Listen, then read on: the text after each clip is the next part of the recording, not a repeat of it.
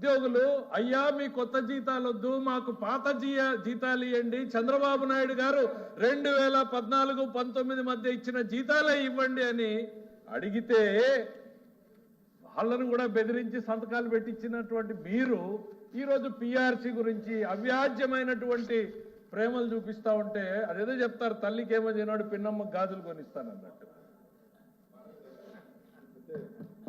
Sir ఇంకో మంత్రి పేరు చెప్పొచ్చు సార్, మీకు 15వ తారీఖు కన్నా జీతాలు వస్తున్నాయి సంతోషించండి అని స్టేట్మెంట్ ఇదే ఫ్లోర్ లో ఇచ్చారు అధ్యక్ష, రికార్డులో ఉన్నాయి అధ్యక్ష. 15వ తారీఖు కన్నా జీతాలు ఇస్తున్నాము సంతోషించండి అని ఉద్యోగస్తుల మీద హేళనగా మాట్లాడిన వాళ్ళు. అధ్యక్ష, వీఆర్ కన్సర్ట్. ఎస్, మీరు గుర్తించారు, on the floor of the house చెప్తున్నా, ఈ ప్రభుత్వ మార్పులో ఉద్యోగస్తులు కీలక పాత్రను పోషించారు. రాష్ట్రం మీద ప్రేమతోటి, తమ భవిష్యత్తు మీద ప్రేమతోటి, రాష్ట్ర భవిష్యత్తు కోసం ఆలోచన చేయగలిగినటువంటి శక్తి ఉన్నటువంటి వాళ్ళు కాబట్టి ఇవాళ ఏ పరిస్థితుల్లో అధ్యక్ష బకాయిలు 30,000 కోట్లు అంటున్నారు. కాసేపు పక్కన పెడదాం అధ్యక్ష, అది 27,000 కోట్ల 30,000 కోట్ల. ఎవరి వారసత్వం అధ్యక్ష ఇది? ఎవరి వారసత్వం అధ్యక్ష ఇది?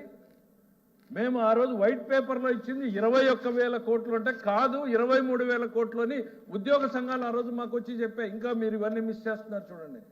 21,000 కోట్ల రూపాయల ఉద్యోగుల సొమ్ముని వాడేశారు మీరు. You have used that money. మీరు ఓన్లీ ట్రస్టీ వాటికి.